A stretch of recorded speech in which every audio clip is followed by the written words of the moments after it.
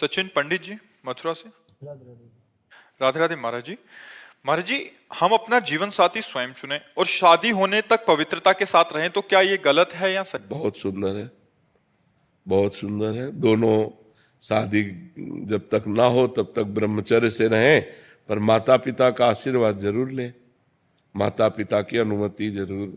जिस माँ ने तुम्हें गर्भ में 9 महीने रखा, तुम्हें पालन पोषण करके इतना बड़ा बनाया, उसके अधिकार को मत छीनिए। दोनों उन माँ पिता के चरणों में झुकिए कि हमने दोस्ती कर ली है और हम दोनों आजीवन के लिए पाणी ग्रहण करना चाहते हैं, आपकी अनुमति, आपका आदेश, आपका आशीर्वाद चाहिए, इतना जरूर करना चाहिए। ये जो आजकल के बच्चे हैं, मनमानी आचरण माता पिता की एक नहीं मानते हैं, वो बाद में दुख ही पाते हैं, पक्का समझ लो। जब हमारे पुराने समय में किसी का पाणी ग्रहण होता था तो गांव भर के देवता पूजे जाते थे, बड़े बुजुर्गों की पूजा की जाती थी, सबका आशीर्वाद लिया जाता था कि हमारा पाणी ग्रहण संस्कार आजीवन मंगलमय चले। अब आजकल क्या है, न माँ की मानना न पिता की मानना, आज इस लड़के से बेविचार, कल उस लड़के से बेविचार, और फिर शादी, और फिर ब्रेकअप, और फिर डिवोर्स, यही सब चल रहे हैं। और क्या चल रहा है? कहीं शासन नहीं, कहीं किसी तरह की मर्यादा नहीं, घर में किसी की आन मानती नहीं है, न मानते हैं बच्चे तो आगे चलकर शराब पीते हैं, ड्रग्स, इधर उधर बेविचार, और अगर ब्याह कर दो तो भाग जाते हैं, अगर ब्याह कर दो तो डिवोर्स कर देते हैं। मेरी वाइफ डेली मेरे से मनी की घोषणा करती है, मैं महीने में भी पैसा देता हूँ, फिर नाम भी जप करता हूँ, जैसे आप बोल रहे थे अभी कि नाम भी जप कर रहे हो और किसी को दुख भी नहीं देना, मगर बीवी को पैसा नहीं देते तो वो भी दुख में जाएगा। नहीं, ऐसे नहीं उचित। हमारी अर्धांगिनी हो, हमें 100 रुपया मिलता है, आप जानते हो, 100 रुपये में परिवार भी चलाना और आपकी कामनाएं भी पूर्ण करनी है। आपको ऐसी कोई कामना नहीं करनी जो मैं अपनी स्थिति से कर्जा लूं या कुछ गलत करूं, ऐसा नहीं कर सकता। अर्धांगिनी वही है जो अपने पति के अनुसार चले, वो ऐसी कामना करेगी ही नहीं।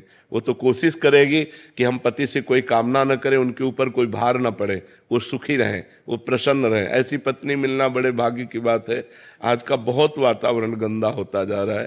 तो बहुत अच्छे बच्चे हो, ब्रह्मचर्य से रहो जब तक ब्याह ना हो, और फिर माता पिता की अनुमति से ब्याह कर। महाराज जी, इसमें एक प्रश्न था महाराज जी, बहुत सारे ऐसे प्रश्न आते हैं कि जैसे लड़का और लड़की दोनों शादी करना चाहते हैं और अपना पूरा जीवन एक दूसरे के साथ निभाना चाहते हैं, बट माता मान जाती है तो पिता नहीं मानते, पिता मान जाते माता नहीं मानते। आजकल माता पिता को भी सोचना चाहिए कि नया जमाना है, अगर वो आपसे अनुमति ले रहे हैं, आपके पैर छू रहे हैं, तो आप उसका आदर कीजिए। ज्यादा बड़े वाले बन करके बात करोगे तो फिर अपमान भी हो जाएगा, आपकी बात नहीं मानेंगे। बच्चे हैं, नौजवान हैं, तो थोड़ा सा देख लीजिए। माता पिता को भी चाहिए कि अगर बहू और बच्चा दोनों प्रेम करते हैं तो उसमें ये पक्ष नहीं देखना चाहिए, उसमें लड़ाई झगड़ा वाली बातें नहीं मन में लानी चाहिए कि अगर तुम इससे ब्याह करोगे तो हम तुम्हारा त्याग करते हैं, ऐसा वैसा। माता पिता कहते हैं कि हमें समाज का भय है, समाज कोई आज का समाज का तो भय रह ही नहीं गया है। वो माता पिता गलत कहते हैं, समाज का भय कहाँ रह गया। पूरे गांव में अगर एक आदमी शराब पी के आता था तो जुतियाया जाता था। आज घर घर शराब रखी है, और अगर आपके घर में शराब नहीं है और ये सब नहीं है तो कोई आता भी नहीं। हाँ। तो महाराज जी, माता पिता को मतलब इसमें सहमति उचित देख करके मानना चाहिए। लड़की से बात करना चाहिए कि फ्रॉड तो नहीं है जो ब्याह के बाद जेवर लेके भाग जाए। ऐसे भी हो रहे कि ब्याह के दिन दूसरे दिन बहू का पता ही नहीं चला, भाग गई वो अपना जेवर।